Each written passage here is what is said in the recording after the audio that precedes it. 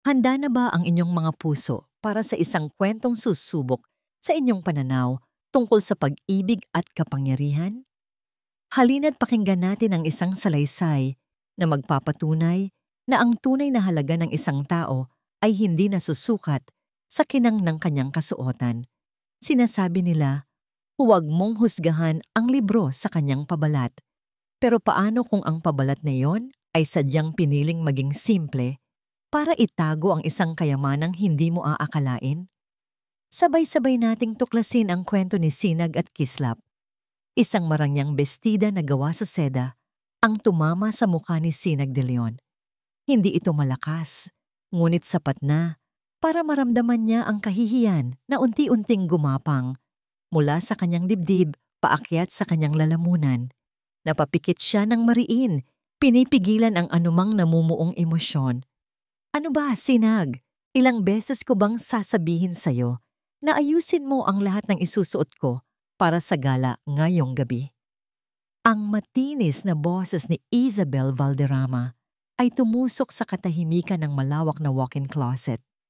This is the Valderrama Legacy Holdings $800 million partnership night. Hindi ito basta-bastang party lang. Everything must be perfect. Ako dapat ang pinakamaganda. Dahan-dahang iminulat ni Sinag ang kanyang mga mata at pinulot ang damit mula sa sahig. Pasensya na po, Ma'am Isabel. Sisiguraduhin ko pong magiging perpekto ang lahat. Sagot niya sa isang boses na pinilit niyang maging kalmado at propesyonal.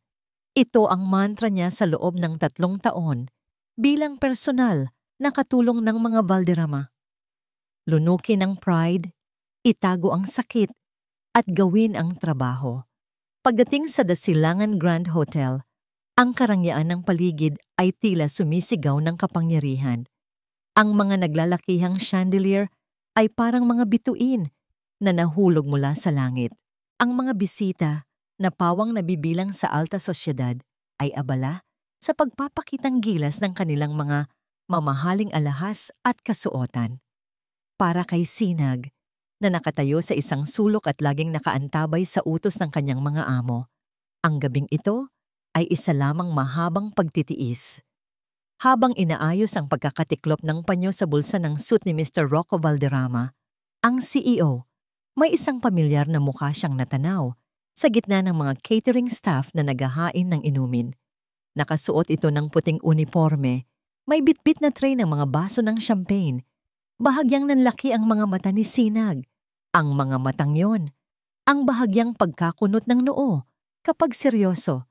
Kislap. Mahinang usal niya sa sarili.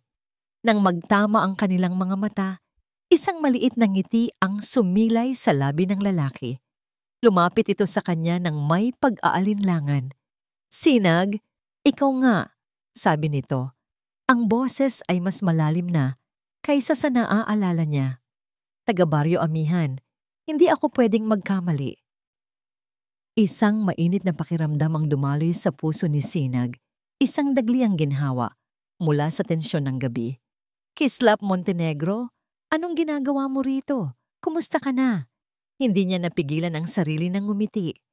Ang payat na batang lalaki na dati niyang kalaro sa ilog ng Baryo Amihan ay isa na ngayong matipunong lalaki. Kahit sa simpleng uniforme, bakas pa rin ang dignidad sa tindig nito. Maayos naman. Nagtatrabaho? Simpleng sagot ni Kislap at may kung anong lungkot na dumaan sa mga mata nito. Ikaw, mukhang malayo na ang narating mo. Sasagot pa sana si Sinag nang biglang dumating si Rocco na may matalim na tingin. Sinag! What are you doing chit-chatting with the help? May mantsa ang baso ko, palitan mo. Agad na yumuko si Sinag. Pasensya na po, sir. Kukuha na sana siya ng bagong baso nang may hindi inaasahang nangyari.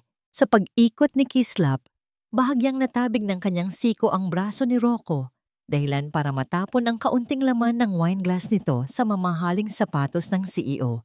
Isang nakabibinging katahimikan ang namayani sa kanilang paligid. Wala kang kwenta, sigaw ni Rocco, ang muka ay namumula sa galit. Hindi ka ba tumitingin sa dinadaanan mo? Alam mo ba kung magkano itong sapatos na to? Baka katumbas na ng buong buhay mo. Lalong namutla si Kislap. Paumanhin po, sir. Hindi ko po sinasadya. Ngunit hindi pa tapos ang mag-asawa. Lumapit si Isabel.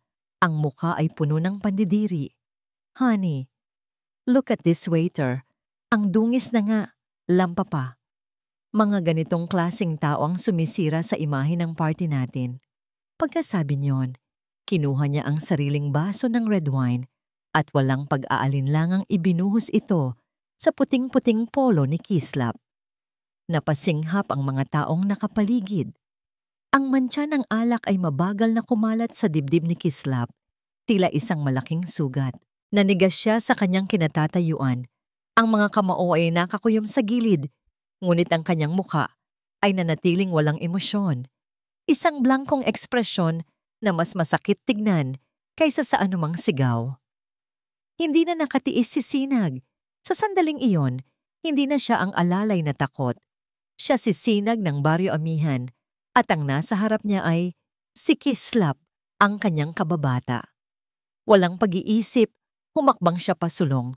Kinuha ang panyong para sana kay Rocco at marahang ipinampunas sa polo ni Kislap. Tama na po yan, ma'am, sir. Mahinang sabi niya. Hindi makatingin sa mga amo. Ang buong atensyon niya ay na kay Kislap. Isang matalim na tingin ang ipinukol sa kanya ni Isabel. Ngunit bago pa man makapagsalita ang ginang, tumingin si Kislap kay Sinag. Ang mga mata nito ay naglalaman ng isang bagay na hindi maintindihan ni Sinag. Isang pinaghalong pasasalamat, sakit at isang nakakakilabot na lamig. Tumango ito nang bahagya sa kanya, isang tahimik na pagkilala sa kanyang ginawa. Pagkatapos, walang salitang tumalikod ito at naglakad palayo, papalabas ng Grand Hall na para bang walang nangyari. Naiwan si Sinag na tulala, nakaramdam ng biglaang takot. Habang papalayo si Kislap, nakita niyang inilabas nito ang isang mamahaling telepono mula sa bulsa. Isang modelong alam niyang hindi kailanman mapapasakamay ng isang ordinaryong waiter. Nakita niyang idinikit ito sa kanyang tainga. Kahit mula sa malayo, sa gitna ng muling umingay na bulungan, narinig niya ang kalmado at nagyeyelong boses ni Kislap. Itigil ang lahat. Freeze the accounts. Now. Ang sinag ng araw sa umaga ay tumatago sa salaming pader ng penthouse office ni Kislap Montenegro. Tanaw ang buong sentro ng kalakalan na unti-unting nagigising. Ngunit para sa kanya, ang tunay na panoorin ay hindi ang syudad, kundi ang 4 na malalaking screen sa kanyang harapan. Bawat isa ay nakatutok sa iba't ibang business news channel at iisa lang ang kanilang ibinabalita. Ang biglaan at hindi maipaliwanag na pagbagsak ng Valderrama Legacy Holdings. Hawak niya ang isang tasa ng kapeng barako. Ramdam ang init nito sa kanyang palad. Isang init na kabaligtaran ng nagyayelong galit na nanatili sa kanyang sistema mula pa kagabi. Sa mga screen, nagkakagulo ang mga reporter.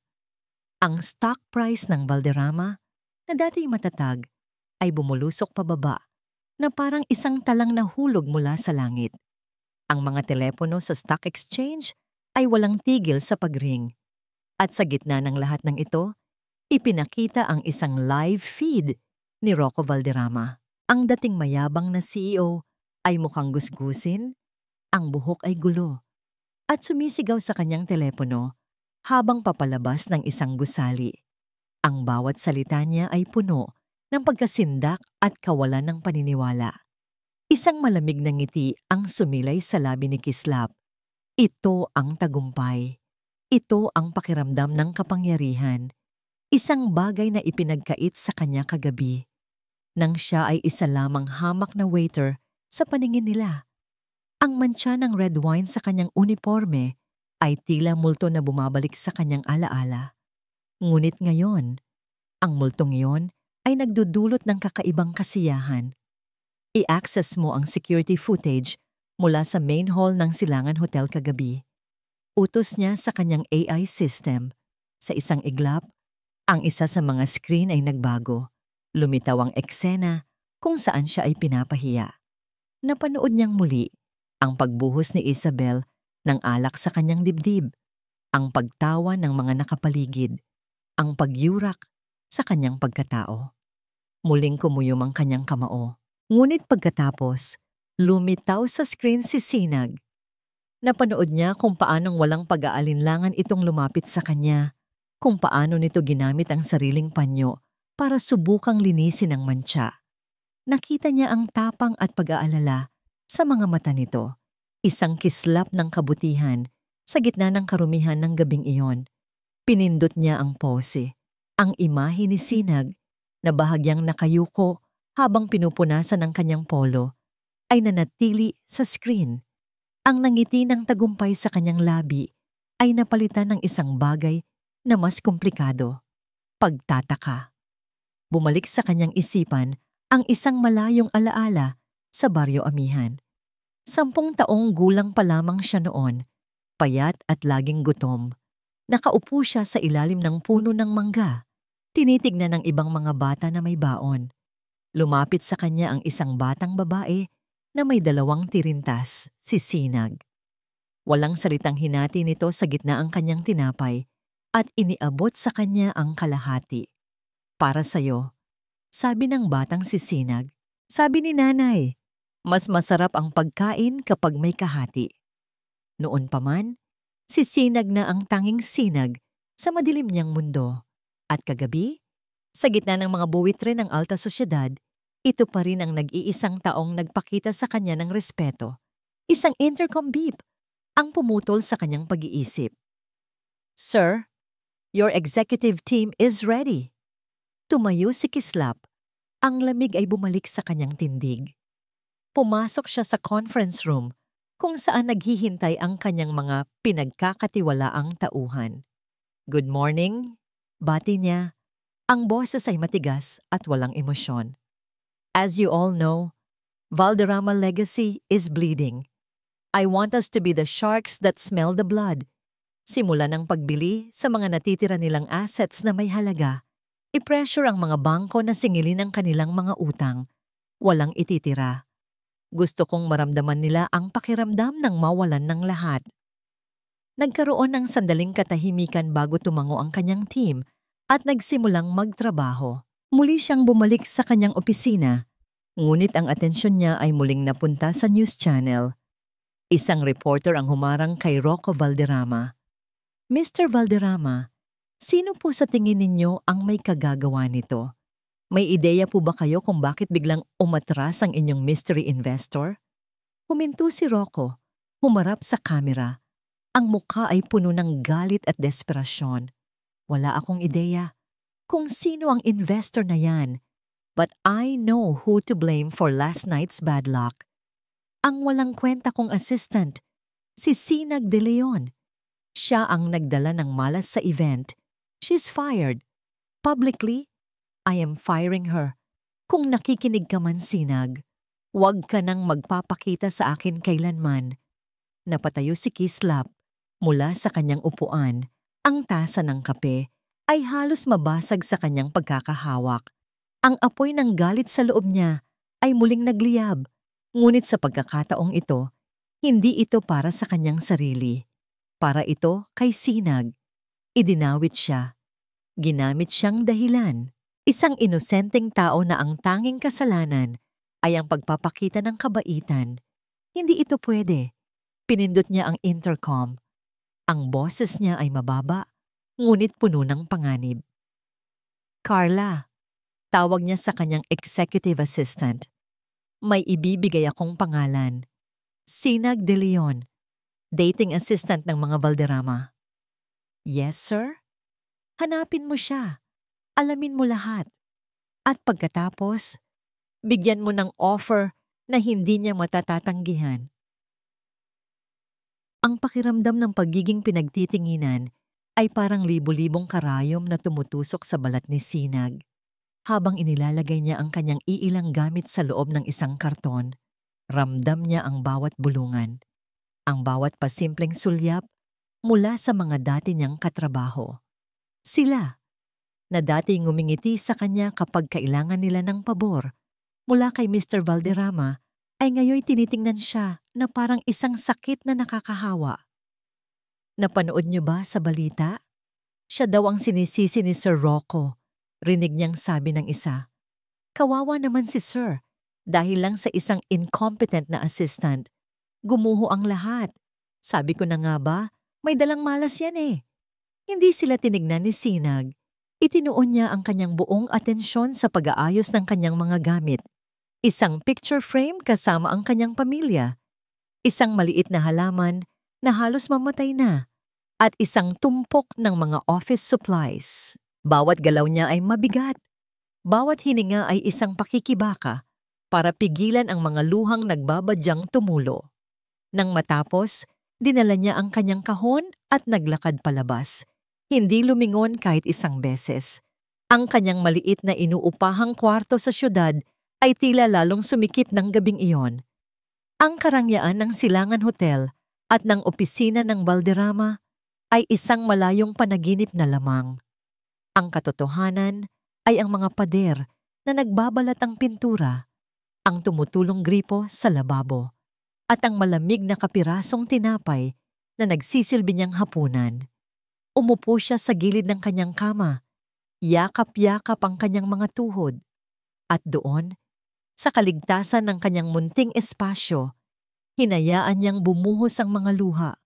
Umiyak siya para sa nawalang trabaho, para sa kahihiyang idinulot sa kanya, at higit sa lahat, para sa pamilya niya sa Baryo Amihan. Paano na ang gamot ng kanyang ina? Ang pag-aaral ng bunso niyang kapatid.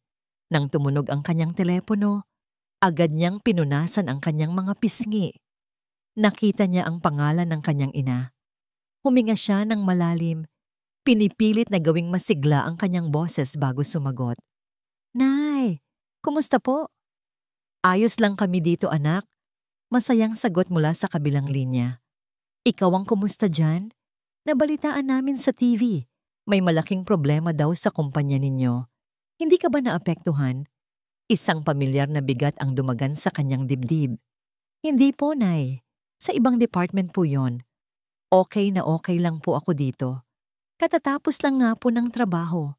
Pagsisinungaling niya. At bawat salita ay parang lason sa kanyang dila. Mabuti naman kung ganun anak. Huwag kang magpapapagod ha. Mahal na mahal ka namin. Mahal na mahal ko rin po kayo, Nay.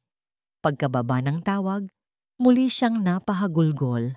Ang bigat ng pagsisinungaling ay mas masakit pa kaysa sa katotohanan ng kanyang sitwasyon. Sa gitna ng kanyang pag-iyak, isang ping mula sa kanyang laptop, ang umagaw sa kanyang atensyon, isang email. Nang unay binaliwala niya ito. Marahil ay isa lamang itong spam, ngunit may kung anong nag-udyok sa kanya na buksan ito.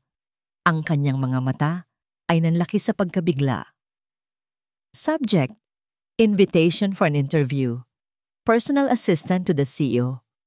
Mula ito sa isang kumpanyang hindi niya pa naririnig, Montenegro Prime Holdings. Ang mas nakakagulat ay ang nakasaad na sahod. Halos 3 beses ang laki sa kinikita niya sa Valderrama. Imposible, isip niya.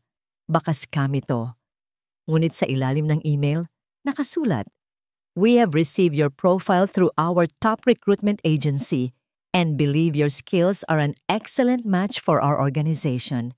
We would like to invite you for an interview tomorrow morning at 10 a.m. at our main office." Isang address sa pinakaprestihiyosong distrito ng negosyo ang kasunod. Ang desperasyon at pag-asa ay nag-away sa loob niya. Wala namang mawawala kung susubukan niya. Kinabukasan, suot ang kanyang pinakamatinong damit. Pumasok si Sinag sa lobby ng Montenegro Prime Holdings. Ang sahig ay gawa sa kumikinang na itim na marmol. Ang mga pader ay salamin. At ang katahimikan ay puno ng profesionalismo. Pakiramdam niya ay isa siyang langgam na naligaw sa palasyo ng mga higante. Miss Sinag de Leon? Bati ng isang babae sa reception. The CEO is waiting for you. Penthouse floor. Lalong kumabog ang kanyang dibdib habang paakyat ang elevator. The CEO? Agad-agad? Ang penthouse office ay mas malawak pa kaysa sa buong apartment building niya. Ang isang buong pader ay salamin. Tanaw ang buong kalangitan ng syudad. Sa gitna nito, nakatayo ang isang malaking mesa at sa likod nito ay isang high-back leather chair na nakatalikod sa pinto. Nakaupo doon ang isang lalaki. Ang anyo ay makikita sa tindig ng kanyang mga balikat na nababalutan ng isang mamahaling itim na suit. "Good morning. Please come in," sabi ng isang boses. Isang boses na pamilyar. Dahan-dahan siyang lumapit, ang takong ng kanyang sapatos ay umalingaw sa sahig. "Good morning po, sir." Mabagal na umikot ang upuan. Ang puso ni Sinag ay tila tumigil sa pagtibok. Ang lalaking nakaupo roon na may malamig na awtoridad sa kanyang mga mata at may suot na damit na nagkakahalaga marahil ng 1 taon niyang sahod ay hindi iba. Siya ang lalaking binuhusan ng alak, ang lalaking ipinahiya, ang waiter, ang kanyang kababata. Tumingin ito sa kanya, walang bakas ng ngiti, tanging isang seryosong tingin na tila tumatagos sa kanyang kaluluwa. "Kumusta, Sinag?" sabi ni Kislap Montenegro. Ang boses ay kalmado at puno ng kapangyarihan. "Welcome to my company." Nakatayo si Sinag sa gitna ng malawak na opisina. Ang hangin ay tila ninakaw mula sa kanyang mga baga. Ang isipan niya ay isang ipo-ipo ng mga tanong at hindi makapaniwalang mga imahe.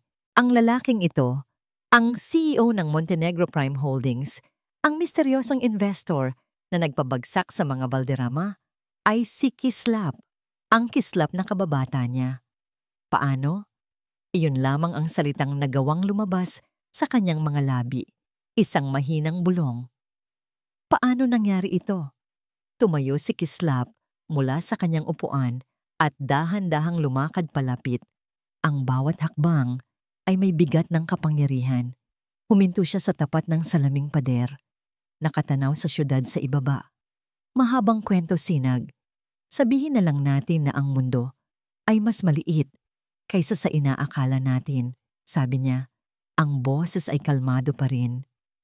Ang mahalaga, alam ko kung ano ang pinagdaanan mo sa mga Valderrama. Nakita ko at alam kong mas karapat dapat ka sa mas magandang pagkakataon. Ang pagkalito ni Sinag ay mabilis na nahaluan ng hinala. Ang lahat ng nangyari ay nagsimulang magkabuhol-buhol sa kanyang isip. Ang gabi ng gala, ang pag-atras ng investor, ang pagbagsak ng kumpanya, ang pagkasira ng buhay niya. "Ikaw," sabi niya. Ang boses ay bahagyang nanginginig sa pagsasakatuparan. "Ikaw ang may gawa ng lahat ng ito. Ikaw ang dahilan kung bakit nawalan ako ng trabaho."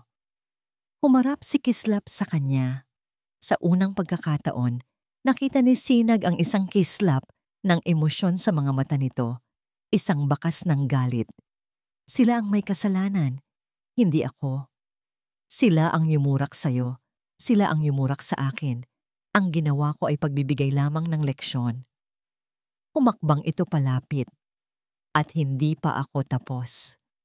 Iyon ang sandaling naintindihan ni Sinag. Hindi ito isang simpleng job interview.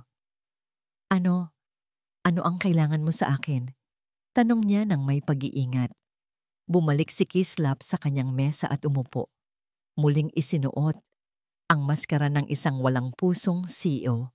"Simple lang ang alok ko, Sinag. Magtrabaho ka para sa akin. Bilang personal assistant ko.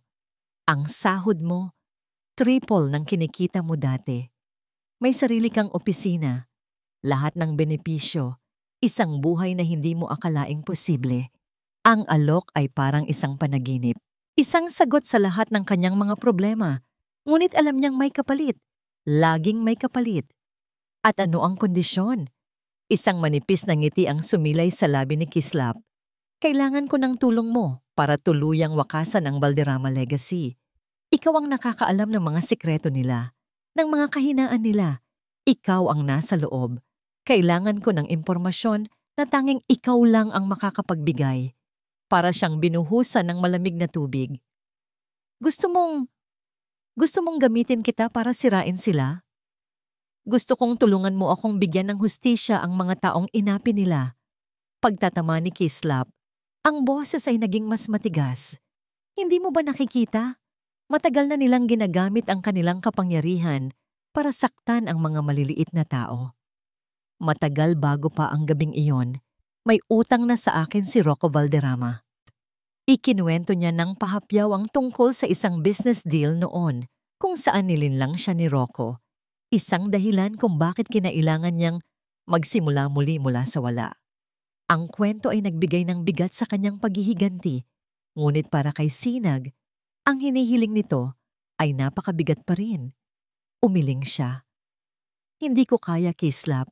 Kahit ano pa ang ginawa nila sa akin, hindi ko kayang gawin yan. Hindi ako ganyang klaseng tao.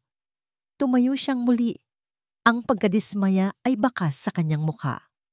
Talaga? Ang Sinag na kilala ko sa Baryo Amihan ay hindi uurong sa tama. Hindi niya hahayaan na may mga api sa iba nang walang kalaban-laban. Sila ang nagdulot sa iyo ng kahihihiyan, Sinag. Sila ang sumira sa pangalan mo. At wala kang gagawin? Ang mga salita niya ay tumama. Ngunit ang takot at ang nakasanayang pagiging sunod-sunuran ay mas malakas. Hindi ko kaya, ulit niya, at tumalikod na para umalis. Pag-isipan mo'y Sinag, ang huling sinabi ni Kislap. Ang alok ko ay mananatili hanggang mamayang gabi. Pagkatapos niyan, bahala ka na sa buhay mo. Naglakad si Sinag palabas ng gusali na parang isang zombie. Ang isip niya ay gulong-gulo. Sa isang banda, ang alok ni Kislap ay isang lason. Sa kabilang banda, ito rin ang tanging lunas na nakikita niya. Pagdating niya sa kanyang apartment, sinalubong siya ng isang piraso ng papel na nakadikit sa kanyang pinto. Kinuha niya ito. Ang mga kamay ay nanginginig. Final eviction notice. Ang mga salita ay tila sumasayaw sa kanyang paningin. Mayroon na lamang siyang 1 linggo para bayaran ang 3 buwang upa kung hindi ay mapapalayas siya. Napasandal siya sa pinto at dahan-dahang napaupo sa sahig. Ang papel ay lukot na sa kanyang kamay. Ang mukha ng kanyang ina. Ang pangarap ng kanyang kapatid. Ang kahihiyan ng pagiging palaboy sa syudad. Lahat ay bumagsak sa kanya ng sabay-sabay. Wala siyang pagpipilian. Kinuha niya ang kanyang telepono. Hinanap ang numero na ibinigay sa email at idinayal ito. Matapos ang 2 ring, isang pamilyar na boses ang sumagot. Montenegro. Huminga ng malalim si Sinag, pinipigilan ng isang hikbi. Tinikom niya ang kanyang mga mata at tinanggap ang kanyang kapalaran. Tinatanggap ko. Ang unang linggo ni Sinag sa Montenegro Prime Holdings ay parang panaginip at bangungot na pinagsama. Ang kanyang sariling opisina, na may bintanang tanaw ang buong syudad, ay isang bagay na hindi niya kailanman inakala. Ang mga kasamahan niya ay propesyonal at magalang. Ang teknolohiyang ginagamit nila ay parang galing sa hinaharap. Bawat araw, pakiramdam niya ay isa siyang dayuhan na sinusubukang matutunan ang wika ng isang bagong mundo. At sa gitna ng lahat ng ito, nandoon si Kislap. Hindi na siya ang malamig na CEO na humarap sa kanya noong unang araw. Hindi rin siya ang kababatang si Kislap na puno ng tawa. Ang boss niya ay isang palaisipan, isang taong strikto at seryoso sa trabaho. Ngunit may mga pagkakataong nakikita niya ang bahagyang paglambot sa mga mata nito. Noong minsan na natapunan niya ng kape ang ilang mahahalagang dokumento, inasahan na niya ang sigaw. Ngunit sa halip, inabutan lamang siya ni Kislap ng basahan. Okay lang yan, Sinag. Papel lang yan, sabi nito, at matiyagang tinulungan siyang maglinis.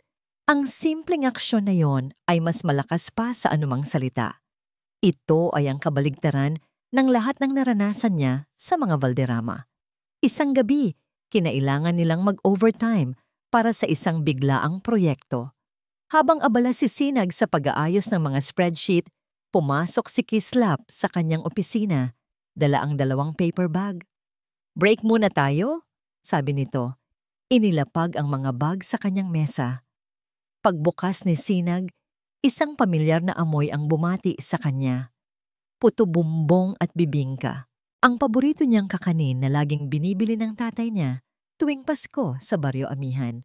Napatingin siya kay Kislap. Ang kanyang mga mata ay nagtatanong.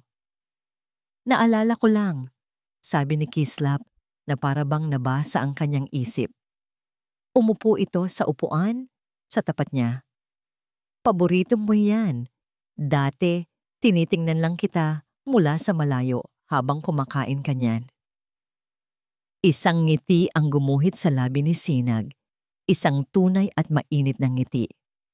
Naaalala mo pa pala. Sa pagitan ng pagkain, ang formalidad sa pagitan nila ay unti-unting nawala.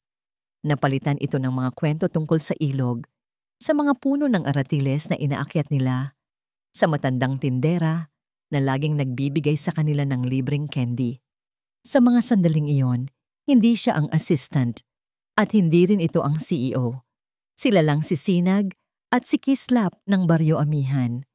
Ang kilig na naramdaman niya ay banayad, parang isang mainit na kumot sa isang malamig na gabi. Ngunit alam niyang may mga bagay pa rin itong itinatago. Minsan, habang may hinahanap siyang dokumento sa mesa nito, sa utos nito, nahagip ng kanyang mata ang isang lumang litrato na nakatago sa ilalim ng isang tumpok ng mga papel. Isang batang Kislap na may ngiting hanggang tenga, nakaakbay sa isang matandang lalaki na may mabait na mukha. Hindi niya ito kilala. Nang makita ni Kislap na hawak niya ito, mabilis niya itong kinuha mula sa kanyang kamay. Ang kanyang mukha ay biglang naging seryoso. "Private yan," sabi nito sa maikling salita. Bago ibalik ang litrato, sa ilalim ng mga papel, tila isang lihim na muling ikinukubli. Ang init na naramdaman ni Sinag kanina ay biglang napalitan ng lamig. Ang pader sa pagitan nila, na panandali ang gumuho, ay muling itinayo ni Kislap ng mas mataas at mas matibay. Tumango na lamang si Sinag at mabilis na bumalik sa kanyang sariling mesa. Dala-dala ang isang pakiramdam ng pagkabigo at pagtataka. Sino ang lalaki sa litrato? At bakit ganoon na lamang kalaki ang epekto nito kay Kislap? Ang mga sumunod na sandali ay nabalot ng isang hindi komportableng katahimikan. Tinapos nila ang kanilang trabaho nang walang imikan. Nang magpaalam si Sinag para umuwi, isang simpleng tango lang ang isinagot ni Kislap. Ang mga mata ay nakatuon na muli sa kanyang computer screen. Habang naglalakad si Sinag sa malawak at walang taong lobby ng gusali, isang pamilyar na boses ang pumunit sa katahimikan. "Sinag!" Lumingon siya at natigilan. Nakatayo hindi kalayuan sa pinto si Rocco Valderrama. Ngunit hindi ito ang makisig at aroganteng CEO na kilala niya. Ang suot nitong damit ay lukot, ang buhok ay magulo, at amoy na amoy mula sa kanyang kinatatayuan ang alak. Ang mga mata nito ay namumula at puno ng galit. "Anong ginagawa mo rito?" Mahinang tanong ni Sinag, humakbang paatras. "Anong ginagawa ko rito?" Sarkastikong tawa ni Rocco. "Hinahanap ka, taksil!" Sumugod ito palapit at napaatras si Sinag hanggang sa mapasandal siya sa isang haligi. "Matapos ang lahat ng ginawa ko para sa'yo, ganito ang igaganti mo. Lumipat ka agad sa kumpanya ng kalaban. Ikaw ang may kasalanan ng lahat ng ito." "Wala akong kasalanan, Mr. Valderrama." Pakiusap ni Sinag. Ang boses ay nanginginig sa takot. "Umalis na po kayo. Hindi ako aalis hanggat hindi mo naririnig ang nararapat sa'yo." Sigaw ni Rocco. Itinaas ang kanyang kamay na para bang sasampalin siya. Napapikit si Sinag, hinihintay ang sakit na darating. Ngunit walang dumapos sa kanyang pisngi. Pagmulat niya, nakita niya si Kislap na nakatayo sa pagitan nila. Ang braso ni Rocco ay mahigpit na hawak nito, pinipigilan sa ere. Ang mukha ni Kislap ay kalmado, ngunit ang kanyang mga mata ay nag-aapoy sa isang panganib na ngayon lang nakita ni Sinag. "Don't you dare touch her," mariing sabi ni Kislap. Bawat salita ay may diin. At sino ka para pigilan ako? Lasing na sagot ni Rocco, sinusubukang bawiin ang kanyang braso. Oo nga pala, ang waiter, ang basahan na naging milyonaryo. Nagkukunwari ka pang mahirap para lang sirain ako. Tapos ka na. Malamig na tanong ni Kislap. Binitiwan niya ng malakas ang braso ni Rocco, dahilan para mapaatras ito. Security! Dalawang gwardiya ang mabilis na lumapit. Ilabas ninyo ang basurang ito, utos ni Kislap, at siguraduhin ninyong hindi na siya muling makakatapak sa gusaling ito. Habang kinakaladkad ng mga gwardiya si Rocco palabas, patuloy itong nagsisigaw.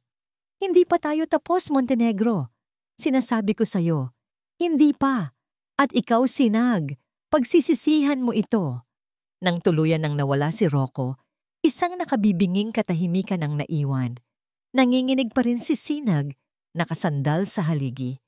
Lumapit sa kanya si Kislap. Ang galit ay bakas pa rin sa kanyang mukha. Ayos ka lang? Tanong nito. Ang boses ay may bahid ng pag-aalala. Tumangulang si Sinag, hindi makapagsalita.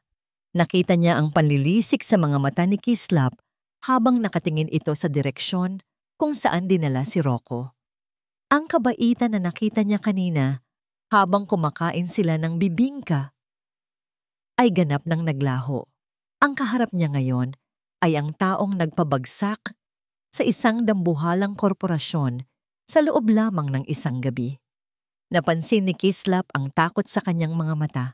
Ang galit sa mukha nito ay bahagyang humupa, ngunit napalitan ng isang bagay na mas malamig, mas determinado. Hindi pa siya tapos. Bulong ni Kislap na para bang kinakausap ang sarili. Tumingin ito sa kanya at ang mga mata nito ay madilim at walang kabuhay-buhay.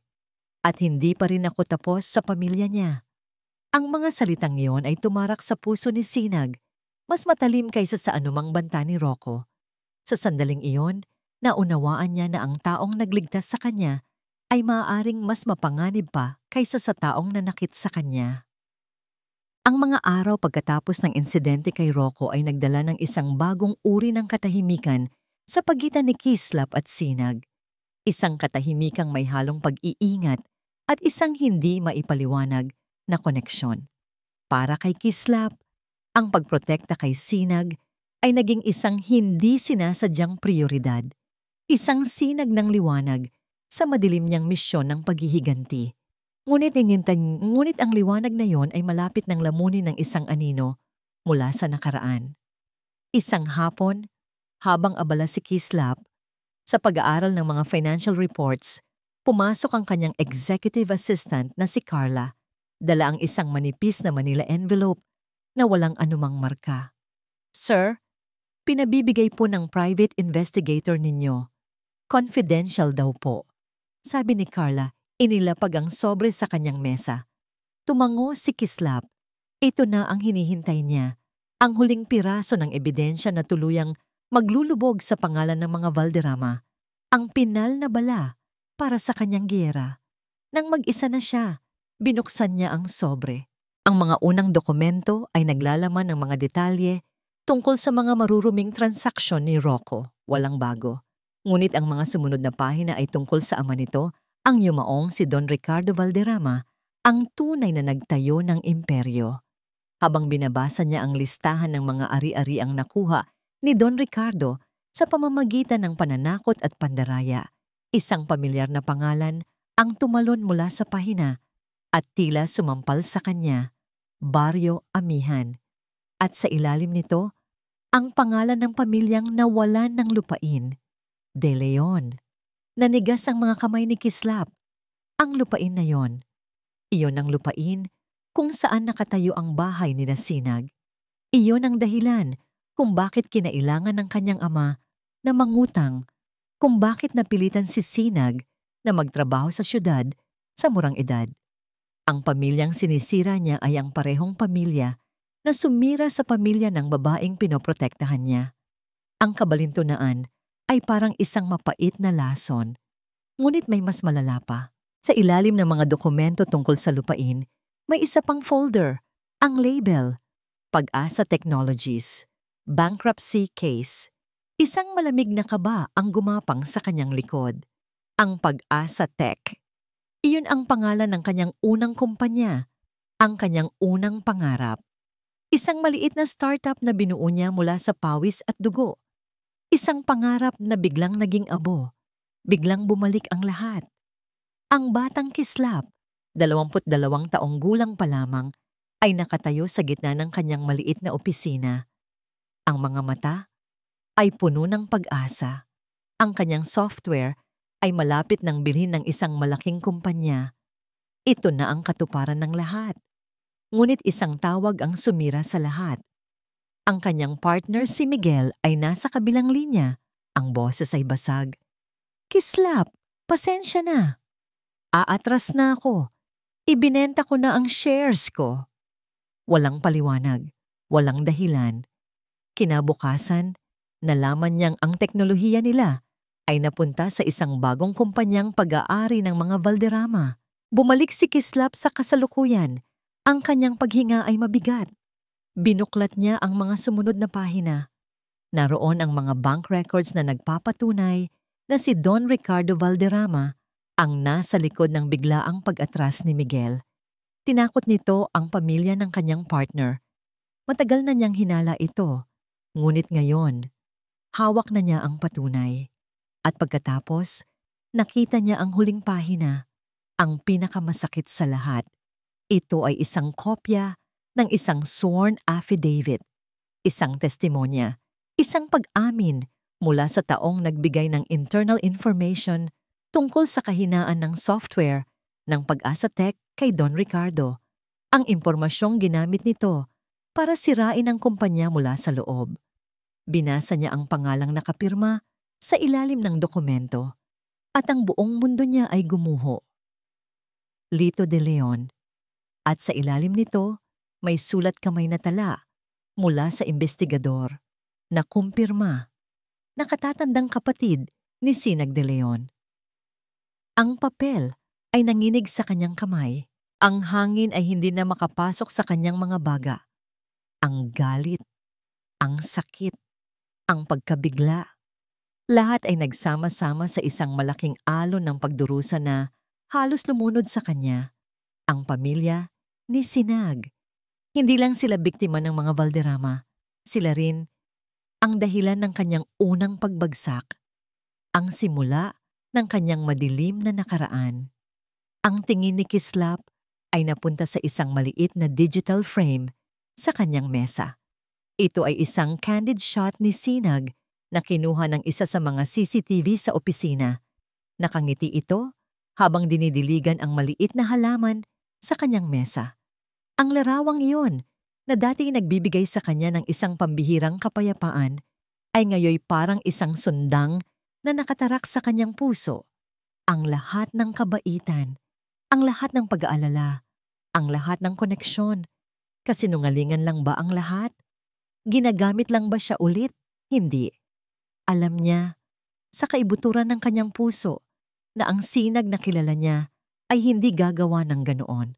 Ngunit ang katotohanan ay naroon, nakasulat sa itim at puti. Ang pagtataksil na sumira sa kanyang nakaraan ay konektado sa nag-iisang tao na nagbibigay pag-asa sa kanyang kasalukuyan. Napayuko siya sa kanyang mesa, ang ulo ay nasa kanyang mga kamay. Ang bigat ng paghihiganti at ang bigat ng isang nasisirang pag-ibig ay dumagan sa kanya. Tumingin siyang muli sa larawan ni Sinag. Ang kanyang mga mata ay puno ng sakit at pagkalito. Mahina siyang bumulong sa katahimikan ng kanyang perpektong opisina, isang tanong na walang sagot. Bakit Sinag? Bakit pamilya mo pa? Ang hangin sa opisina ay naging kasing bigat ng tingga. Ang mga ngiti at palitan ng mga alaala na nagbigay kulay sa mga nagdaang linggo ay naglaho na parang bula. Pinalitan ito ng isang malamig na distansya na hindi maintindihan ni Sinag. Si Kislap ay naging anino ng taong nagsimula nang maging komportable siya. Ang kape na inihahanda niya tuwing umaga ay tinatanggap na lamang nito ng isang tipid na tango. Ang mga mata ay laging nakaiwas. Ang mga trabahong ibinibigay nito sa kanya ay naging mga gawaing walang kabuluhan. pag-aayos ng mga lumang files na dapat ay nasa bodega na, pag-double check ng mga report na alam niyang perpekto na. Pakiramdam niya ay sadyang inilalayo nito ang sarili at ang bawat araw na lumilipas ay lalong tumitindi ang sakit at pagkalito sa kanyang dibdib. Anong nagawa ko? Tanong niya sa sarili ng paulit-ulit. Isang tanghali, habang bumibili ng kape sa isang shop, malapit sa opisina, isang boses mula sa kanyang likuran ang nagpatigil sa kanyang mundo. Mukhang mahirap magtrabaho para sa isang taong hindi mo lubos na kilala. Lumingon si Sinag at natigilan. Si Rocco Valderrama. Ngunit hindi na ito ang lasing at gusgusing lalaki na sumugod sa labi. Kahit bahagyang pagod ang itsura, mayroon ng kalkulado at mapanganib na kislap sa kanyang mga mata. Mr. Valderrama! Sabi ni Sinag, handa nang umalis. Sandali lang. Pigil ni Rocco. Humakbang palapit. May kailangan ka lang malaman para sa kapakanan mo. Umupo ito sa isang bakanting mesa at itinuro ang upuan sa tapat. Umupo ka, Sinag. May ipapakita ako sa'yo. Sa kabila ng kanyang pag-aalinlangan, may kung anong nag-udyok kay Sinag na sundin ito. Inilabas ni Rocco ang isang folder at marahang itinulak ito sa ibabaw ng mesa palapit sa kanya. Ano to? Tanong ni Sinag. Ang katotohanan, simpleng sagot ni Rocco. Hindi ba't nagtataka ka kung paano kanya nahanap agad? Kung bakit sa dinami-dami ng tao, ikaw ang kinuha niyang assistant? Binuksan ni Sinag ang folder. Ang kanyang mga mata ay nanlaki sa mga dokumentong nakita niya. Mga papeles tungkol sa isang lumang kumpanya, ang Pag-asa Technologies, at sa isang pahina, isang affidavit, isang testimonya, at sa ilalim nito, isang pirma na napakabilis niyang nakilala. Ang pirma ng kanyang Kuya Lito. Hindi totoo yan. Nanginginig na, sabi ni Sinag. Itinutulak palayo ang folder. Basahin mo. Mahinahong utos ni Rocco na may halong tagumpay sa kanyang boses. Ang kuya mo. Siya ang nagtaksil kay Kislap noon. Siya ang dahilan kung bakit nawala ang una niyang kumpanya. At ang lahat ng ito, itinuro ni Rocco ang folder. Alam na niya ang lahat, Sinag, mula pa sa simula. Ang bawat salita ni Rocco ay parang isang patalim na unti-unting ibinabaon sa kanyang puso. Kaya kanya kinuha, patuloy ng demonyo sa kanyang harapan. Dahil ang paghihiganti niya ay hindi lang para sa akin o sa pamilya ko. Para rin yan sa pamilya mo. Ginamit ka lang niya, Sinag, para makaganti hindi lang sa akin, kundi sa kuya mo. 2 ibon sa isang bato. Tumayo si Sinag, ang kanyang paghinga ay hirap. Ang mga tingin ng ibang tao sa coffee shop ay tila mga mapanghusgang matang nakatutok sa kanya. Sinungaling ka. Talaga ba? Hamon ni Rocco. Tawagan mo ang kuya mo. Ngayon din, tanungin mo siya. Nanginginig ang mga kamay na kinuha ni Sinag ang kanyang telepono. Nagmamadali siyang lumabas ng shop. Ang hangin sa labas ay hindi sapat para punan ang kanyang mga baga. Idinayal niya ang numero ng kanyang kapatid. Sinag, napatawag ka? Masayang bati ni Kuya Lito mula sa kabilang linya. Kuya, simula ni Sinag, ang boses ay basag. Totoo ba? Tungkol sa Pag-asa Technologies, kay Kislap, totoo. Hindi niya natapos ang kanyang tanong. Ang katahimikan sa kabilang linya ay isang dagundong sa kanyang tainga. Sinag, ako. Hindi ko sinasadya. Nauutal na sabi ni Lito.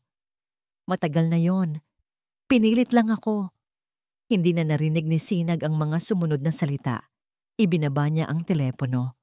Ang pagkumpirma, kahit hindi diretsahan, ay isang malakas na sampal.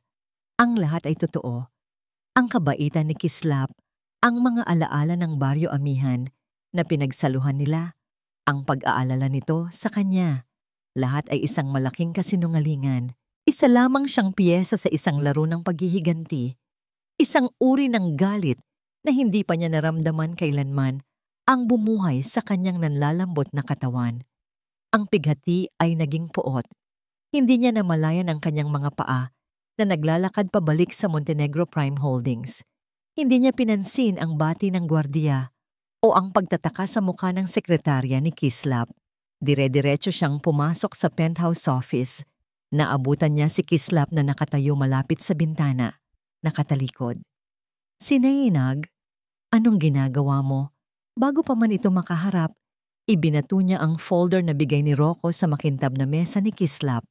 Ang mga papel ay nagsabog na parang mga tuyong dahon sa gitna ng isang bagyo. Humarap si Kislap. Ang mukha ay puno ng pagkabigla at kasalanan. Nagsimulang bumuhos ang mga luha sa mga mata ni Sinag, ngunit ang kanyang boses ay matatag at puno ng sakit. Totoo ba ito? Sigaw niya, ang kanyang boses ay umalingaw-ngaw sa malawak na opisina. Ang kanyang daliri ay nanginginig habang nakaturo sa mga papel. Ginamit mo lang ba ako? Ang tanong ni Sinag ay bumaon sa puso ni Kislap na parang isang kutsilyong may lason. Nakita niya ang sakit, ang pagtataksil, at ang purong pighati sa mga mata nito. Mga emosyong siya mismo ang nakakaramdam sa loob ng maraming araw. Ngunit ngayon, ang mga ito ay nakatutok sa kanya na parang isang akusasyon. Sinag, magpaliwanag ako. Simula niya, humakbang palapit. Huwag kang lalapit! Sigaw ni Sinag. Itinaas ang isang kamay para pigilan siya. Ang bawat hibla ng kanyang katawan ay nanginginig. Paliwanag? Anong paliwanag ang kailangan ko? Malinaw pa sa sikat ng araw, Kislap. Simulat sa pool. Ito na ang plano mo. Ang bawat salita ay parang sampal. Ang sakit na makita siyang ganito.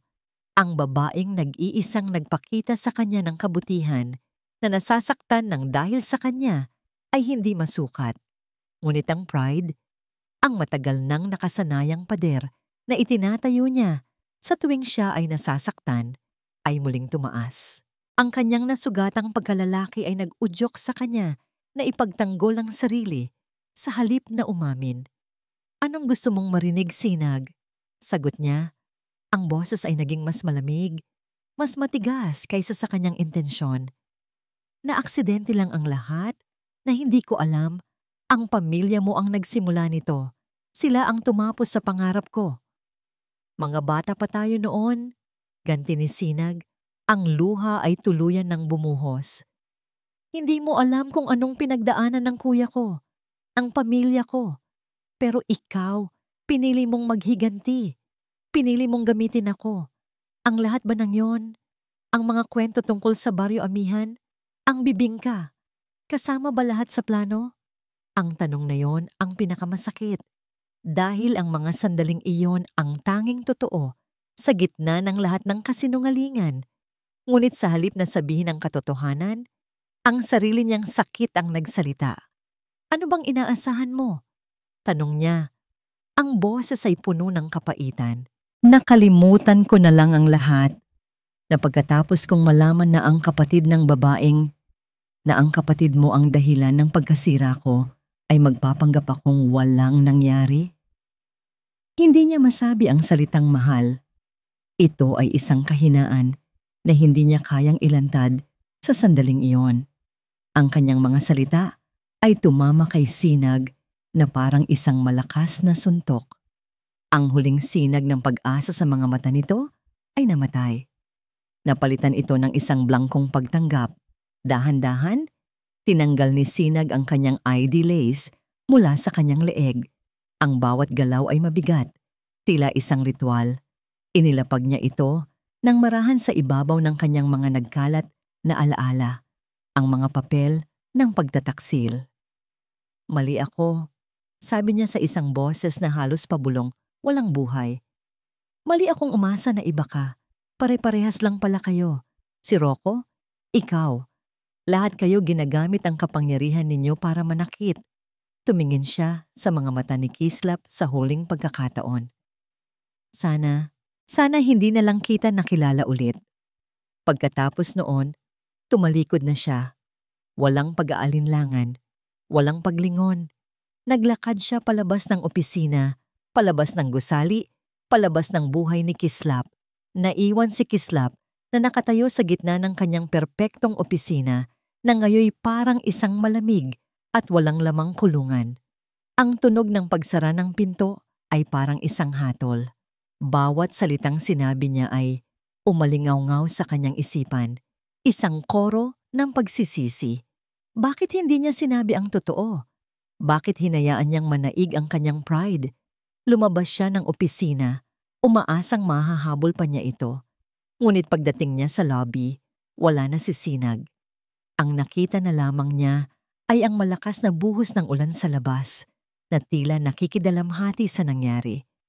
Naglakad si Sinag sa ilalim ng ulan, hindi alintana, ang mga patak na humahalo sa kanyang mga luha. Ang bigat sa kanyang dibdib ay mas masakit pa sa lamig na gumagapang sa kanyang mga buto. Walang direksyon, walang pag-asa. Pakiramdam niya ay ipinagkanulo siya ng buong mundo. Ang pamilya niya, ang taong sinimulan na niyang pagkatiwalaan. Samantala, bumalik si Kislap sa kanyang penthouse, ang bawat sulok ay nagpapaalala kay Sinag. Ang upuan, kung saan ito umupo. Ang mesa, kung saan sila nagsalo. Ang bintana, kung saan sabay nilang pinanood ang paglubog ng araw. Napasuntok siya sa makapal na salaming pader, ngunit hindi man lang ito nayanig. Isang perpektong simbolo ng kanyang sitwasyon, nakakulong sa isang toring gawa sa pera at kapangyarihan, ngunit sa loob ay durog na durog. Nakuha na niya ang kanyang paghihiganti. Malapit na, ngunit sa proseso, nawala sa kanya ang nag-iisang bagay na mas mahalaga pa sa lahat ng kanyang yaman. Nawala na sa kanya si Sinag. Habang nakatayo siya roon, nag-iisa at basag, tumunog ang kanyang telepono. Isang hindi rehistradong numero. Montenegro. Sagot niya. Ang boses ay walang buhay. Mukhang nawawala ang paborito mong laruan, sabi ng isang pamilyar at mapanuyang boses sa kabilang linya. Si Rocco. Alam mo, naisip ko, dahil kinuha mo ang lahat sa akin, kukunin ko rin ang isang bagay na mahalaga sa'yo. O sabihin na nating, mahalaga sa babaeng mahalaga sa'yo. Nanigas si Kislap. Anong pinagsasabi mo? Isang mahinang ungol ang narinig niya sa background. Isang boses na pamilyar. Pasensya na, Kislap, sabi ng boses, puno ng takot. Si Kuya Lito. Rocco, wag mong gagawin ang iniisip ko. Banta ni Kislap. Ang dugo ay biglang umakyat sa kanyang ulo. Huli na ang lahat, Montenegro. Tumawa si Rocco. Pinadalhan na kita ng address. Mag-isa kang pumunta. Ikaw at ang buong yaman mo, ipagpapalit sa buhay ng isang taksil. Tingnan natin kung gaano katotoo ang pagiging bayani mo. Ang tawag ay naputol. Ang katahimikan na naiwan ay mas nakakatakot kaysa sa anumang sigaw. Ang biyahe pauwi sa Baryo Amihan ay isang mahabang panalangin na binalot ng katahimikan.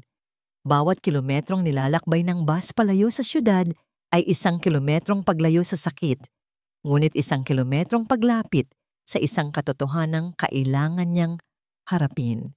Wala na ang mga luha, napalitan ito ng isang matigas at malamig na determinasyon. Hindi na siya iiyak, hindi na siya magiging biktima. Kailangan niya ng sagot. Pagbaba niya sa terminal, ang amoy ng basang lupa at sariwang hangin ay sumalubong sa kanya. Ang Baryo Amihan, ang lugar kung saan nagsimula at marahil kung saan din magtatapos ang lahat. Naabutan niya ang kanyang Kuya Lito sa kanilang bakuran, nag-aayos ng isang sirang silya. Ang mga balikat ay hukot sa bigat ng isang problemang hindi nakikita.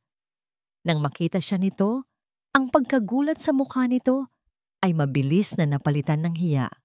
Sinag, anong ginagawa mo rito? Hindi siya sumagot. Dire-diretso siyang pumasok sa kanilang maliit na bahay na gawa sa kahoy at umupo sa hapagkainan. Sumunod si Lito. Ang bawat hakbang ay mabigat. Kuya, kailangan nating mag-usap. sabi ni Sinag. Ang boses ay kalmado, ngunit may diin. Wala nang lihiman. Wala nang takot. Gusto kong malaman ang lahat. Napayuko si Lito, hindi makatingin sa mga mata ng kapatid. Doon, sa ilalim ng liwanag ng isang mahinang bombilya, ang kanyang matapang na kuya ay tila naging isang batang natatakot. At nagsimula siyang magkwento. Ang kwento ay hindi tungkol sa kasakiman, kundi sa desperasyon. Ikinuwento niya kung paano sila nilapitan noon ni Don Ricardo Valderrama, ang ama ni Rocco. Kung paano sila tinakot na kapag hindi ibinenta ang kanilang lupain sa murang halaga, hindi lang ito mawawala sa kanila, kundi baka pati sila ay mawala. At nang malaman ni Don Ricardo na may connection siya sa startup company na kalaban nito sa negosyo, ginamit nito iyon. Sabi niya, kapag hindi ako sumunod, mawawala ang lupain natin. At baka pati kayo ni nanay. Basag ang boses ni Lito. Ang mga luha ay nagsimulang mamuo sa kanyang mga mata. Bata pa ako, Sinag. Natakot ako. Ang tanging nasa isip ko ay, iligtas kayo. Hindi ko alam na sisirain ko ng ganito ang buhay ng kaibigan mo. Habang nakikinig, ang galit sa puso ni Sinag para sa kanyang kapatid ay unti-unting natunaw at napalitan ng awa. Nakita niya hindi ang isang traidor, kundi ang isang kapatid na nagkamali dahil sa pagmamahal at takot. Tumayo siya, lumapit dito at niyakap ito ng mahigpit. Shh! Tama na, kuya. Sa yakap na yon, isang kapatawaran ang ibinigay. Nang kumalma na si Lito, may kinuha ito mula sa isang lumang baul. Isang sobrang naninilaw na sa katagalan. Matagal ko na itong itinago. Sabi niya, iniabot ito kay Sinag. Isang liham para kay Kislap. Isinulat ko to 1 linggo matapos ang nangyari. Ilang beses kong sinubukang ipadala. Pero paano? Anong sasabihin ko sa taong sinira ko? Dala ng hiya, itinago ko na lang. Kinuha ni Sinag ang liham. Ito ang ebidensya, ang patunay ng pagsisisi ng kanyang kuya. Ang susi na maaaring magbukas sa puso ni Kislap. Ngunit para saan pa? Huli na ang lahat. At sa sandaling iyon, tila dininig ng tadhana ang kanyang kawalan ng pag-asa. Tumunog ng malakas ang telepono ng kanilang ina. Mabilis itong sinagot ng ginang, ngunit ang kanyang masayang bati ay napalitan ng isang nakakakilabot na sigaw. Ano? Anong nangyari sa anak ko? Napatingin si Sinag at Lito sa kanilang ina, na namumutla at nanginginig. Anak! Sigaw ng ina nila kay Sinag. Ang telepono ay halos malaglag sa kamay. Ang kuya mo? Kanina lang. Paglabas niya para bumili ng suka, may mga lalaking humila sa kanya pasakay sa isang itim na van. Nakita ng kapitbahay. Ang liham sa kamay ni Sinag ay tila naging yelo. Ang kanyang dugo ay nagyelo sa kanyang mga ugat. Itim na van. Bigla ang pagdukot. Isa lang ang nasa isip niya. Si Rocco, ang kanyang banta sa lobby. Ang determinasyon at kapatawaran ay biglang nilamon ng purong takot at pag-aalala. Anong gagawin niya? Pulis? Gaano katagal bago sila kumilos? Baka huli na ang lahat. Kailangan niya ng tulong. Tulong mula sa isang taong may kapangyarihan. Isang taong kasing desperado ni Rocco. Isang taong may personal na dahilan para kumilos agad.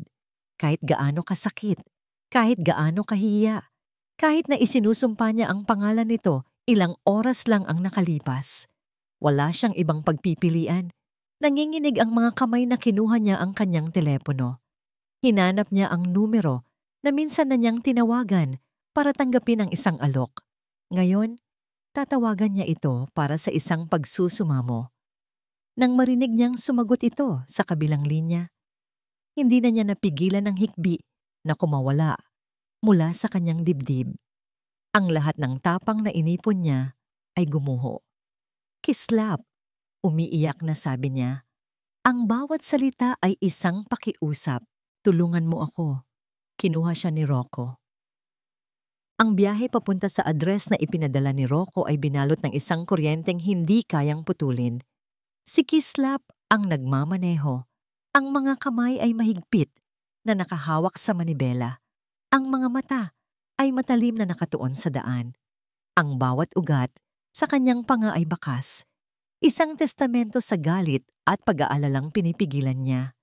Sa tabi niya, si Sinag ay tahimik, ngunit ang kanyang katahimikan ay hindi tanda ng pagsuko. Yakap niya ang kanyang bag kung saan nakatago ang liham ng kanyang kuya. Isang pirasong papel na naglalaman ng bigat ng nakaraan at ang tanging pag-asa para sa hinaharap. Walang nagsasalita, hindi na kailangan. Ang kanilang mga puso ay nag-uusap sa isang lengguwaheng mas malalim pa sa mga salita. Sa bawat sulyap ni Kislap sa kanya, nakikita ni Sinag hindi ang bilyonaryong naghahangad ng ganti, kundi si Kislap ng baryo amihan na handang suungin ang panganib para sa kanya. Sa bawat paghinga ni Sinag, naririnig ni Kislap hindi ang babaeng nasaktan niya, kundi ang babaeng nagbibigay sa kanya ng dahilan para maging mas mabuting tao. Ang lugar ay isang abandonadong bodega sa dulo ng syudad, kinakalawang at nilulumot. Isang perpektong lugar para sa mga lihim at kasamaan. Pagbaba nila ng sasakyan, ang tanging ilaw ay mula sa isang solitaryong poste na nagbibigay ng mahabang anino sa kanilang daraanan. Dito ka lang, mariing sabi ni Kislap. Hindi, matigas na sagot ni Sinag. Kasama ako. Pamilya ko ang nasa loob. Utang ko to sa inyong dalawa. Nakita ni Kislap ang determinasyon sa mga mata nito. Hindi na ito ang babaeng yumuyuko na lamang. Tumango siya. Sabay silang pumasok sa madilim na bodega. Sa gitna ng malawak na espasyo, sa ilalim ng isang nag-iisang bombilya, nakatali sa isang upuan si Lito, may mga pasa at takot sa mukha. Sa tapat nito, naglalakad-lakad na parang isang hayop sa kulungan si Rocco Valderrama. Nang makita sila, isang mapanuyang ngiti ang gumuhit sa kanyang mga labi. Look who's here! Ang magiting na tagapagligtas at ang kanyang tapat na alalay. Sarkastikong sabi ni Rocco. Ang ganda ng love story ninyo. Nakakaiyak. Pakawalan mo na siya, Rocco, sabi ni Kislap. Ang boses ay kalmado, ngunit may bigat ng bakal. Ako ang kailangan mo, hindi siya. Tumawa ng malakas si Rocco, isang tawang basag at puno ng kabaliwan. Ikaw? Oo, ikaw nga. Pero naisip ko, mas masakit kung ang taong pinakamalapit sa puso niya ang magbabayad. Tumingin siya kay Sinag. Tama ba ako, Kislap? Mahal mo siya, di ba? Ang tanga mo. Pag-ibig, yan ang pinakamalaking kahinaan. Ang pag-ibig ang tanging bagay na hindi mo kayang bilhin o sirain, Rocco. Matapang na sagot ni Sinag, humakbang pasulong. At ang paghihiganti, hindi ito magbibigay sa iyo ng kapayapaan. Kapayapaan? Sigaw ni Rocco. Wala ng kapayapaan simula nang ipanganak ako sa apelyidong Valderrama. Ang ama ko, tinuruan niya akong maging number 1. Walang puwang ang pagkatalo. At ngayong nawala ang lahat dahil sa'yo, dinuro niya si Kislap. Anong kapayapaan ang sinasabi mo? Sa sandaling iyon, inilabas ni Sinag ang liham. Hindi pa huli ang lahat, Rocco. May pag-asa pa para sa pagsisisi at nagsimula siyang magbasa. Ang boses niya ay nanginginig ngunit malinaw. Binasa niya ang bawat salita ng paghingi ng tawad ng kanyang kuya. Ang bawat pangungusap ng takot at pagsisisi. Nakinig si Rocco. Ang kanyang muka ay nagpapakita ng isang digmaan ng mga emosyon. Ngunit sa huli, umiling ito. Huli na. Hindi pa. Sabat ni Kislap. Ito na ang kanyang desisyon. Ang kanyang pagtubos. Tumingin siya kay Rocco, hindi bilang kaaway, kundi bilang isang taong naligaw. Rocco, kalimutan na natin ang lahat. Wala nang utang. Ititigil ko na ang lahat. Pakawalan mo lang sila. Magsimula kang muli. Ang alok ng kapatawaran. Ito ang bagay na hindi inaasahan ni Rocco. Ang kabaitan mula sa taong pinakakinamumuhian niya ay ang huling tulak na nagwasak sa kanyang katinuan. Ang awa sa mga mata ni Kislap ay mas masakit pa kaysa sa anumang insulto. Magsimula muli. Bulong niya, ang mga mata ay nanlilisik. Para ipakita mo na naman na mas magaling ka sa akin. Sa isang iglap, dumampot si Rocco ng isang matulis na piraso ng bakal mula sa sahig. Ngunit hindi si Kislap ang kanyang sinugod. Ang kanyang target ay si Sinag, ang simbolo ng lahat ng hindi niya kayang makuha. Sinag! Ang lahat ay nangyari ng napakabilis. Isang sigaw, isang anino na gumalaw. Naramdaman ni Sinag ang isang malakas na tulak mula sa kanyang tagiliran. Napasubsob siya sa sahig, ngunit ang sakit na inaasahan niya ay hindi dumating. Paglingon niya, ang kanyang sigaw ay naging isang hikbi. Nakatayo si Kislap sa dati niyang kinatatayuan, nakaharang sa kanya. At sa tagiliran nito, malalim na nakatarak ang piraso ng bakal. Ang mga mata ni Kislap ay puno ng pagkagulat, bago dahan-dahang napalitan ng sakit. Tumingin siya kay Sinag, isang maliit na ngiti, ang sumubok na gumuhit sa kanyang mga labi. Okay, ka lang? Pagkatapos noon, ang kanyang mga tuhod ay bumigay. Sinalo siya ni Sinag bago pa man siya bumagsak sa semento. Ang tunog ng mga sirena ng pulis sa di kalayuan ay nagsimulang marinig. Si Rocco ay natigilan, tinitingnan ang duguan niyang mga kamay na parang hindi makapaniwala. Ngunit para kay Sinag, ang mundo ay nawala. Ang tanging nakikita niya ay ang mukha ni Kislap na unti-unting namumutla.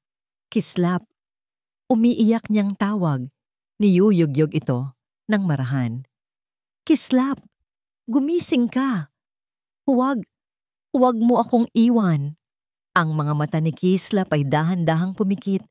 Ang huling hininga ay isang mahinang bulong. Niyakap niya ito ng mahigpit. Ang kanyang mga luha ay pumapatak sa mukha nito, habang ang tunog ng mga sirena ay papalapit ng papalapit. Ang puti at steril na mga pader ng ospital ay naging mundo ni Sinag sa loob ng 2 linggo.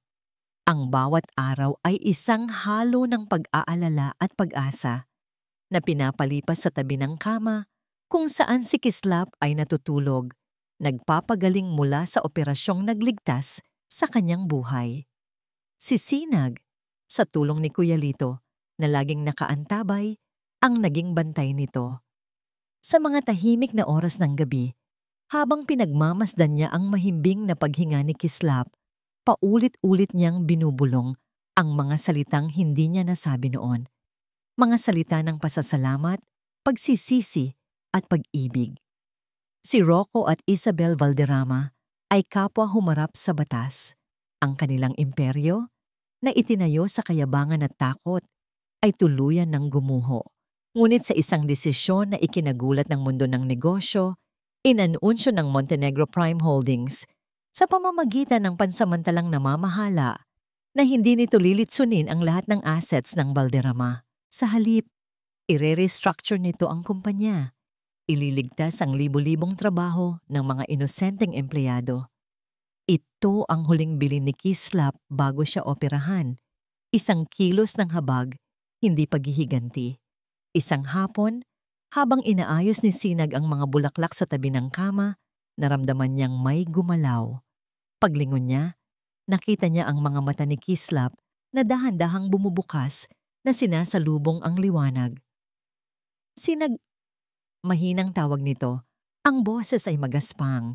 Isang ngiti na may kasamang luha ang sumilay sa labi ni Sinag. Hinawakan niya ng mahigpit ang kamay nito. Gising ka na. Sa mga sumunod na araw, nagsimula ang tunay na paghilom, hindi lang ng katawan, kundi ng mga pusong nasugatan. Nagkaroon ng pagkakataon si Lito na personal na humingi ng tawad kay Kislap. Walang pag-aalinlangan, tinanggap ito ni Kislap. Pareho lang tayong naging biktima ng mga balderrama. Lito, sabi ni Kislap na may bagong kapayapaan sa kanyang mga mata. Panahon na para kalimutan ang nakaraan. Nang tuluyan ng makalabas si Kislap sa ospital, ang una niyang ginawa ay yayain si Sinag sa isang lugar. Hindi sa isang mamahaling restaurant o sa isang magarbong resort, kundi pabalik sa Baryo Amihan. Magkasama silang naglakad sa mga pamilyar na daan kung saan sila naglaro bilang mga bata. Sa ilalim ng puno ng mangga, ibinahagi ni Kislap ang litrato na dati niyang itinago. Ang litrato niya kasama ang matandang lalaki. Ito si Tatay Miguel, sabi niya. Hindi ko siya tunay na ama, pero siya ang kumupkop sa akin nang maulila ako. Siya ang kasosyo ko sa Pag-asa Tech. Itinuring niya akong anak. Ang paghihiganti ko, hindi lang para sa akin, para rin sa kanya. Sa wakas, naintindihan ni Sinag ang lalim ng sakit na pinagdaanan ni Kislap. Huminto sila sa harap ng isang malawak na lupain kung saan dating nakatayo ang kanilang mga bahay. Doon, may nakatayong isang malaking sign. Dito itatayo ang Amihan Community Center and Livelihood Program, isang proyekto ng Montenegro Prime Holdings. Napatingin si Sinag kay Kislap. Ang kanyang mga mata ay puno ng pagtataka at pasasalamat. Ibinabalik ko lang ang dapat ay sa inyo, sabi ni Kislap. Pero sa pagkakataong ito, para na sa buong baryo. Para wala ng lito na mapipilitang gumawa ng maling desisyon dahil sa takot. Ang araw ay dahan-dahang lumulubog sa abot tanaw. Nag-iiwan ng mga kulay kahel at rosas sa kalangitan. Naglakad sila papunta sa dalampasigan kung saan ang mga alon ay marahang humahalik sa buhangin. Huminto sila at pinanood ang tahimik na paglubog ng araw. Noon, basag ni Kislap sa katahimikan, akala ko ang kapangyarihan ang kailangan ko para takpan ng sakit. Akala ko, kapag nakuha ko na ang lahat ng pera at impluensya, hindi na ako muling masasaktan o mamaliitin. Humarap siya kay Sinag. Ang kanyang mga mata ay sumasalamin sa ginintuang liwanag ng papalubog na araw. Hinawakan niya ang mga kamay nito. Pero mali ako. Dahil sa gitna ng lahat ng iyon, ako pa rin yung batang pakiramdam ay nag-iisa. Sinag, patuloy niya, ang boses ay puno ng isang emosyong matagal niyang ikinubli. Ikaw pala ang kailangan ko. Hindi ang kayamanan, hindi ang paghihiganti, kundi ang sinag na magbibigay liwanag sa madilim kong mundo. Isang ngiti ang sumilay sa mga labi ni Sinag. Isang ngiti na kasing liwanag ng kanyang pangalan. Itinaas niya ang kanyang kamay at marahang hinaplos ang pisngi ni Kislap. At ikaw naman ang Kislap na hindi ko alam na hinahanap ko pala. Doon, sa dalampasigan ng kanilang kabataan, habang ang mundo ay nababalot ng kapayapaan, ang kanilang mga labi ay nagtagpo. Hindi isang halik ng pagnanasa, kundi isang halik ng pag-uwi, ng kapatawaran, at ng isang bagong simula. Ang kanilang kwento, na nagsimula sa isang gabi ng paghuhusga, ay nagtatapos sa isang bukang liwayway ng walang hanggang pag-asa. At dito po nagtatapos ang ating kwento, isang salaysay na nagpapatunay na ang tunay na lakas ay hindi nakikita sa kapangyarihan o salapi, kundi sa kakayahang magpatawad at magmahal ng buong puso. Ang paghilom ay posible, lalo na kung meron kang isang taong magsisilbing sinag sa iyong buhay. Maraming salamat po sa inyong pakikinig at pagsama sa amin sa paglalakbay na ito ni Kislap at Sinag. Kung mayroon po kayong mga komento o kung anong uri ng kwento ang gusto ninyong marinig sa susunod, huwag po kayong mag-atubiling i-comment sa ibaba. Ang inyong boses ay mahalaga sa amin. Hindi dito nagtatapos ang ating paglalakbay. Marami pa pong kwentong kasing ganda at mas puno ng aral dito sa aming channel. Kung nagustuhan nyo ang kwentong ito, i-like, i-share sa pamilya at mga kaibigan. At mag-subscribe na rin para lagi kayong updated sa mga susunod pa naming kwento. I-click nyo ang notification bell para kayo ang unang makarinig kapag may bago kaming upload. Pagpalain po kayo ng Panginoon, kayo at ang inyong buong pamilya. Hanggang sa muli.